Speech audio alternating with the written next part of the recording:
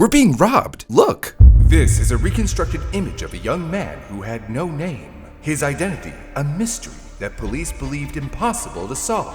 Tentgirl.com is a domain that 30 years ago began displaying this eerie sketch of a woman. 3 words. White female bone. When authorities arrived at the stripping pit to investigate, before investigators even arrived at the corner, on foot they had the remains were identified. This is a reconstructed image of a teenage girl. But we aren't the only ones. We did some digging, and as it turns out, countless other YouTube channels are being stolen from. And it's the perfect crime, which is why nobody is talking about it. Until now. One day, one of our producers stumbled upon an article from Medium, how Reddit cracked a 20-year-old case that police called impossible. It looked familiar. That title was exactly the same as our own video on the same case. A young man found dead, nicknamed the Grateful Doe due to his Grateful Dead t-shirt and ticket stubs. His identity was discovered thanks to the hard work of Reddit and other online communities, which we outlined in our video. But when he clicked the link, it wasn't just the title that was the same. The entire article was copied word for word from the video originally written by one of our writers, the very producer and writer of this video, in fact. We're not given credit in this article, nor the other 17 brew scripts that have been stolen and published on Medium.com. And it's frustrating because we're all proud of our videos, and they take a lot of work to make. First, the producers need to find a unique topic, or at least one that we could approach from a different angle. Maybe a story that needs more eyes on it, for example. And that requires a lot of initial research from trusted primary sources. Then comes the writing. First, an outline is put together to ensure that we present the story in the most engaging and accurate way possible. Then, one of our talented writers does a deeper dive into the research and writes the script without using AI. And after feedback, it's sent off to our voice artist to record. By me. Hi. You know, some people think I use AI because I have a weird cadence and I mispronounce words sometimes. Nope. That's just how I am. Then our extremely skilled editors put it all together without using anything generated by AI. Sound, music, stock footage, maps, photos, videos, killer 3D scenes, and then they animate my body. Feedback, final checks, thumbnail, title, description, then it's uploaded. From start to finish, just one video takes more than a total of 200 to 300 hours to produce by our multi-talented team, so yeah, to have a legitimate online publication like Medium.com just steal our content doesn't feel very good. How did this get past their editors? Are they in on it too? And how lucrative is this business of theft? Let's first take a look into how Medium works, starting with their main page. Medium is a home for human stories and ideas. Here, anyone can share knowledge and wisdom with the world, without having to build a mailing list or a following first. Anyone? Over 100 million people connect and share their wisdom on Medium every month. Wait, what? Here, on this page, using Medium, it states, Medium is a publishing platform. So, it's an ad-free website where you pay a membership fee to join. After that, you can read all of the locked articles and publish your own articles. Anything you want. So, it's like YouTube, but for writers. Honestly, we were completely surprised by this revelation. Up until this video, with our limited interaction with the website, our team of producers assumed that Medium was a traditional media company, an online magazine where articles had to go through an editorial staff with editorial standards. Now, that's not to say all of Medium is untrustworthy, but as you know with any social media, when anyone can post anything, facts aren't always their top priority. Genuinely, when you search for something on Google and you click on one of the Medium articles, it doesn't show any obvious indication that this is not a traditional publisher. Many of their articles are even behind paywalls like any other media company, such as the New York Times. It's almost as if they want to appear like just another online magazine when they're not. And here's the thing, they're not technically lying. It's all laid out in the About page clear as day, if you make the effort to actually check. But okay, so if this is a YouTube for writers, do writers, like this one stealing our content, make any money off of this? If we dig deeper, there is something called the Partner Program. One might assume you need a certain standard to be able to join this program, but no. Well, there are 3 conditions. You need to be a paid member, you have to have a story you've published in the last 6 months, and be located in an eligible country. That's it. So this harsh jaw writer took our content and might be making money off of this, on a total of, as of this script, 17 of our videos. Clearly he's a fan. Hi, Harsh Jaw. We know you're watching. Since you're probably one of the few people who actually watches every single one of our videos, it's nice to know that you think our writing is good enough to be worth plagiarizing, but please stop stealing our work and passing it off as your own. Thanks. Now, how exactly would he make money from this, you might be wondering? Let's see. On the Medium Partner Program page, it says they take a stand for quality over clickbait. On paper, that sounds like a good thing to strive for, but some of the factors they consider are total views, read time, and reader actions, including claps, their version of a like, highlights, replies, and new follows. Honestly, it sounds very similar to YouTube in a lot of ways. But unlike YouTube, it's paid members only, which essentially means if it's locked, it can potentially earn money for the writer. This is because Medium earns its money through its membership fees. YouTube is free because it earns its money via advertisements. And if we look at the scripts Harshjaw is stealing from us, yep, they're locked, and have that members only story logo on the top. All except for one. Funny enough, we actually have to pay Medium to view our own stolen work, so there's a good possibility he's making money off of our content. It's hard to say how much.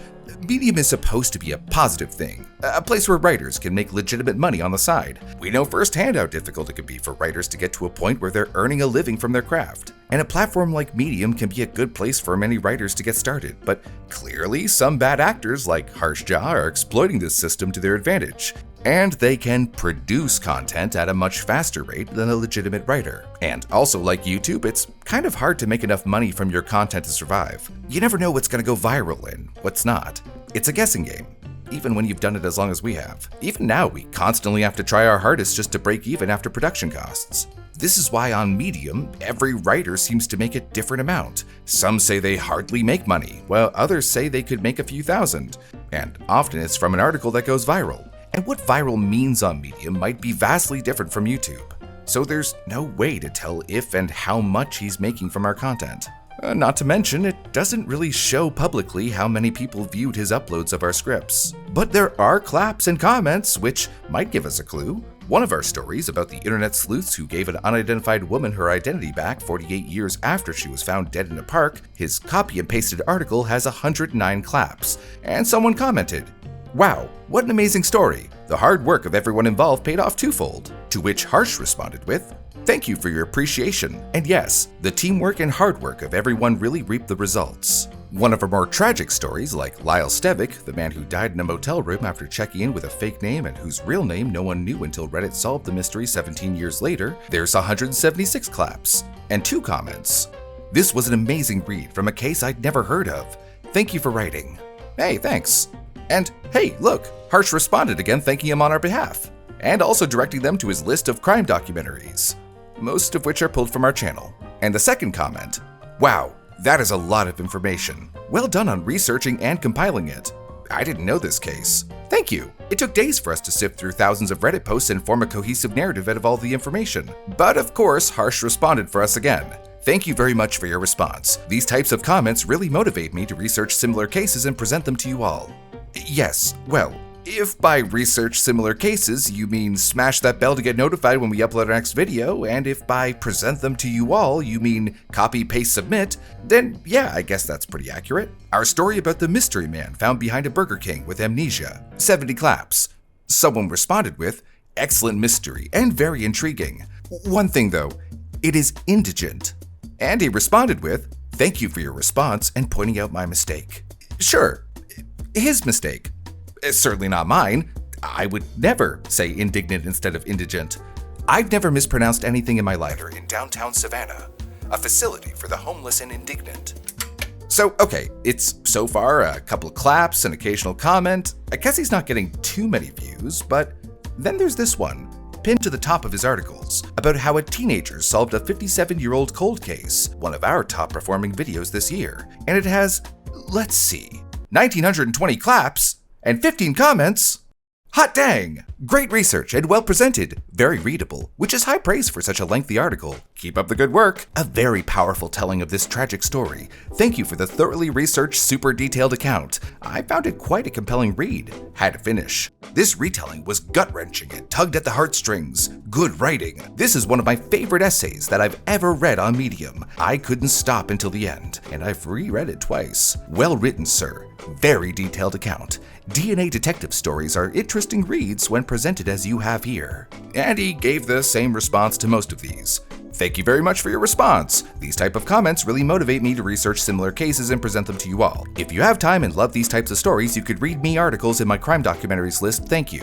This kind of repetition makes me wonder if he's a bot or something, but he does give unique responses to other comments. How come this one did so much better than the others? It's always a shot in the dark, like we know all too well with our own videos. But there's something interesting here in the top left corner here with a logo. Illumination. We curate and disseminate outstanding stories from diverse domains to create synergy. Interesting. This is a publication within Medium. It seems this article was chosen to be part of that publication with 280,000 followers, which is not a small number on Medium at all. And this publication has a team of about 30 editors. So how did this article, which is clearly a word-for-word plagiarism of our video, get past those editors? Well, it's clear they saw the article, but you might consider getting someone to read your articles prior to publishing to ensure the names are all spelled correctly to avoid confusion. Actually, I did send my article to the publication and they did edit it. Yet they didn't notice that this was plagiarized. And he even got a second one of ours into Illumination. So that's 2 that got past them. Not only that, but 2 other of our stories got into Crime Time, a publication about all things crime, including murder. But this one is run by only 1 individual and has only 2 followers. Let's just focus on Illumination then. They actually have an entire guide about how they have 0 tolerance for plagiarism. They even say, our editors invest their time and effort in fighting against plagiarism. We created a stringent process and rigorous procedures. Editors use several tools to check duplicated content. Well, clearly they didn't check this one, right? But shouldn't Medium also be checking for this? In Medium's own partner terms, it states under necessary rights, you may only lock a story, i.e. place it behind Medium's paywall, if you have sufficient rights to make commercial use of the content in it, including text, video, and audio elements. Medium may require you to provide documentation proving you own sufficient rights to lock a story. May require. Okay, so how often, if at all, do they require this documentation? Not to say that when they do check it actually works, because, I mean, even on their page about plagiarism, it doesn't say anywhere they actively check for this, which is evident because there seems to be a big problem with plagiarism on Medium. And I'm not just talking about us. Our situation is not an isolated incident by any means. Even writers within Medium face this problem, like Roz Warren, a writing coach, editor, and New York Times writer who has been on the platform for more than 5 years. She asked the question, does Medium have a way to detect plagiarized content, or does it rely entirely on readers to report it? She explained that she was recently plagiarized. Somebody, or some bot, took 4 of my Medium stories and published them, word for word, under their byline. They were up there for a while, they earned the culprit a little money, and talks about other members who face the same problem. She explains that it seems as though Medium doesn't have any automated way to check for plagiarism, even amongst its members. But many feel Medium should do something. It most certainly is possible, and it would be easy and lightning fast for them to do. And she's not the only one to talk about this. The question is, why isn't Medium doing something about this? It's not like they don't have the resources. After all, they are taking what we can assume is a good chunk of the membership revenue for themselves. User Oceanic1801 posted his theory on the Medium subreddit. Does Medium actually encourage plagiarism? He talks about one member who found, as he described it, a new business model: copy plus paste plus profit. What blows my mind is how long this has been going on. The guy seems to be comfortably making money, and Medium doesn't seem to care at all. Before we jump to conspiracies about Medium actually encouraging plagiarism just to bolster the volume of their content, it's important to note that when plagiarized content gets reported, it gets taken down pretty quickly. That seems to be the general consensus among the members, some saying the takedown happens within a few hours. But the problem is that it seems to be on the readers to report it, like Reddit user RenRen9000, who posted this on the Medium subreddit. Thank you all for posting your stories here. It has made it easier for me to check stories for plagiarism. I've caught a few. I've been catching 2 or 3 plagiarists per day lately, and they are all reported to Medium. So I've uncovered networks of people copying and pasting stuff online, following each other, clapping for each other, and commenting on each other's work. So why is it on the members themselves to find and uncover these networks of plagiarists? And if people are checking, why are video transcripts like ours going undetected? I mean, surely if you put it into a plagiarism check, it should show our video, right? Hold on, let me check. See, we didn't find any plagiarism. Okay, maybe we try a different plagiarism checker. Let's see, try this one. Ah, see, 67% plagiarized content. Perfect. And it shows his Medium article, not our video. Let's just put it straight into Google and see what shows up. And there's only his article. In fact, when we try his other articles, the same problem arises. None of our videos ever show up in plagiarism checkers or even on Google, and it's simple to explain why. Plagiarism checkers check subscription content sources, journal articles, academic papers, and billions of websites. But like with search engines, they check text. There's no way for them to check audio, like from videos or podcasts, unless we publish our transcripts online somewhere searchable. Which, kind of makes it the perfect plagiarism crime, when you think about it. Unless someone happens to stumble upon it like our team did, they can easily get away with it. It's on a completely different platform too. We wouldn't have even thought to look. And this crime has become much easier to commit ever since the inclusion of the Generate Transcript button on every YouTube video. And it should be, because it is there for the people who are hard of hearing. And it's important that it stays there, but it's also obviously being misused. So it's no surprise Illumination and any members who might have checked missed the plagiarism. Though we would argue that if they just search the title of his article on Google, our video shows up. Because he's not only stole our content, but our titles too. But is it just us he's stolen from, or are we just one of many? He has quite a few articles actually, over 150 so far. Since we know he stole our titles, let's use those to search first. How about we start with this article, Last Thing to Ever Happen in the Universe. Put it into YouTube and, yep, there it is. It's one of their videos. After a messy birth, our universe was a sleepy baby, warm and dark, filled with swirling clouds of hot hydrogen and helium. The story of creation is a story of this gas and where it will end up. And Harsh Jaw stole it word for word. Let's do another. This article, titled The Most Controversial Problem in Philosophy. And yeah, that's Veritasium, word for word. It goes on like this. He's stolen from countless others. Nerdwriter 1, Chilling Scares, History Matters, Unseen, Dark Asia with Megan, and on and on and on. Now, some of these titles aren't showing up in a search, but it may be because it's common practice for YouTube channels like ours to change the titles of videos if the original marketing doesn't work, but we still managed to find some. Like this article, which is a word-for-word rendition of this search party video, just with a different title. In January 2024, police stopped a man in Porto Torres, Italy. In his bag was over 1 kilogram of heroin, specifically white heroin. The purest kind that only comes from one place, the region where Thailand, Laos, and Myanmar converge. He's stolen over 100 videos from many YouTube creators, including us. And because of a technical advantage where plagiarism checkers can't check audio online, he's potentially making a lot of money from this. Or he hopes to, at least. But is it just this one thief that discovered this new form of plagiarism, or are there more? Here's where things get a bit tricky. Where do we even start? For us to uncover YouTube videos being stolen, we can't just select suspicious Medium articles because, as we've explained, copy-pasting that text doesn't search for audio. We'll need to do the reverse. Individually choose videos, generate their transcripts, and see if we find a hit on Google. Which we did, and it wasn't an easy task. With the sheer volume of YouTube videos, there's more misses than hits, but eventually, we did get hits. Plenty of them. Like Lemino's video, The Great Silence, which was stolen by Medium member Ka, or K.A. In 1967, a postgraduate student at Cambridge University by the name of Jocelyn Burnell was surveying the sky with a newly constructed radio telescope.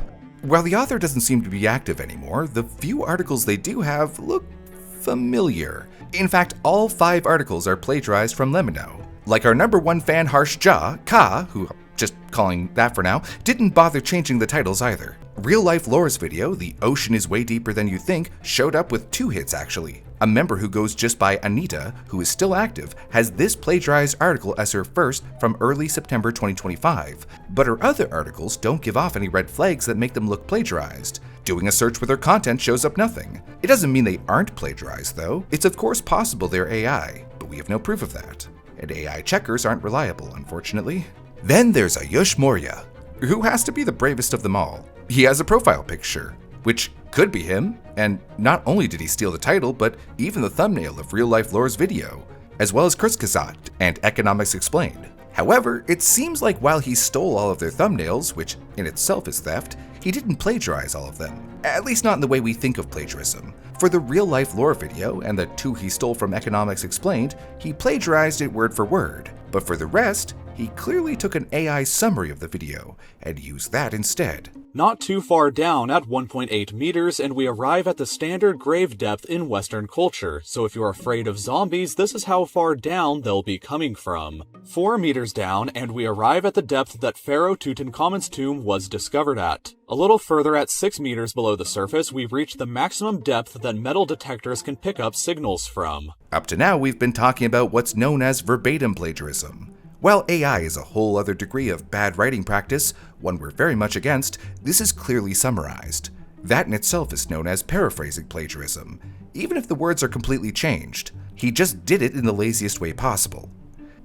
Then there's something called mosaic plagiarism, which some writers don't even know is a form of plagiarism. It's when you take the words of one work and you alter them slightly, maybe adding some words, rearranging them, or changing a word or two, even combining it with words from another author, and assuming that's enough, but it's not. Usually it's a sentence here, a sentence there, but the Medium member Ayusha Vaish, who has 220 followers, takes mosaic plagiarism to an extreme.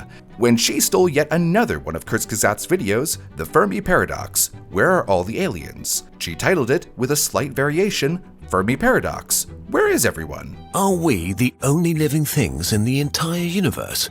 The observable universe is about 90 billion light-years in diameter. There are at least 100 billion galaxies, each with 100 to 1,000 billion stars. Recently, we've learned that planets are very common too. And there are probably trillions and trillions of habitable planets in the universe, which means there should be lots of opportunity for life to develop and exist, right? But where is it? One of our articles isn't mosaic at all, but verbatim from Dr. Larissa Borisova, an astronomer who posted to a discussion on ResearchGate. Perhaps this Medium member felt it was obscure enough that people wouldn't detect it. And another one, stolen from a blog. So it seems these have gotten past Medium as well, despite being copied from text, on the web, and easy to search for. Another member, Sophia Taylor, has 221 followers, and her articles are full of YouTube content, like this one about food, which is the TED Ed video of the same name. She's stolen from other channels more focused on medicine, like Cleveland Clinic and GoodRx. And that last one is actually kind of funny because it's in the first person, so like she says, when we do prescribe these medications, and I don't know, I don't think she said she's a doctor in her profile, but it just keeps going and going and going and going, and it's not limited to Medium either. Plagiarism has been a problem on the internet even before the internet. It's why copyright rules exist in the first place. And we have our share of copyright issues of channels on YouTube stealing videos, and then of course there's the questionable reaction videos. But this seems to be something new, taking advantage of the AI technology that is used for people who are hard of hearing, and instead using it for their own malicious purposes, publishing entire videos as articles and getting away with it because of a technical limitation, the perfect plagiarism crime. So what can we do about it? We don't think Medium is a terrible place, not at all. It's a great place for actual writers to start their career and provides a platform to voice a variety of opinions and thoughts in a world where many traditional media outlets show increasing bias. Like any platform, the legitimacy and trust depends on the individual author. But we do need to pressure Medium to be more strict about plagiarism in general, to actually implement some sort of plagiarism check. But until they do, it may be on all creators, be it writers, YouTubers, or podcasters, to find these plagiarists themselves. A quick copy-paste of your work into Google to see if it's somewhere out there being stolen.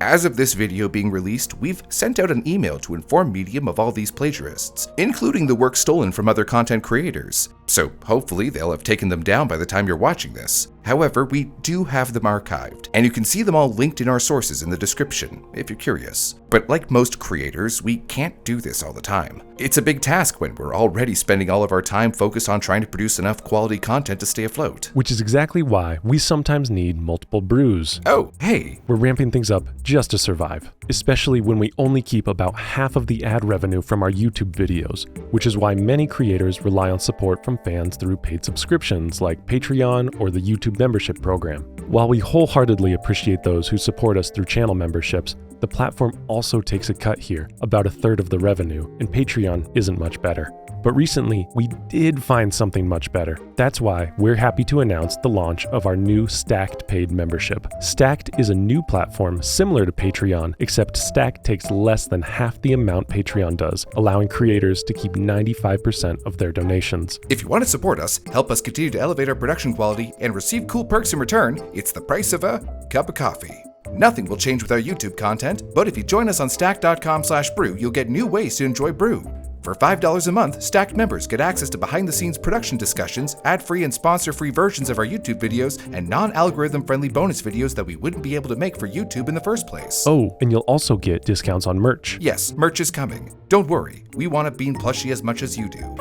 You can join now by going to stack.com/brew or clicking the link in the description below. Thanks to all of you who have watched all the way to the end, and to those who've hit the like button and subscribed to our channel. Your support makes it possible for this channel to keep going. See you in the next one.